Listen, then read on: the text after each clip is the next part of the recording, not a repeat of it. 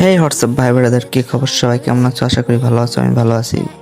ঘুম থেকে উঠাই সিএসএ ঢুকছি। এক মাস সিএসএ ঢুকলাম, ঢোকার সাথে সাথেই অপোজিট সাইডে দেখছি তুই ভালো ভালো প্লেয়ার পড়ছে।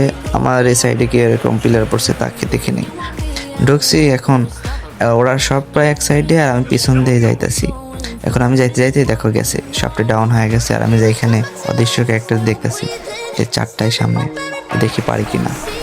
ডাউন, প্রথম একটা ডাউন, ডবল ডাউন। আমি কি পারবো?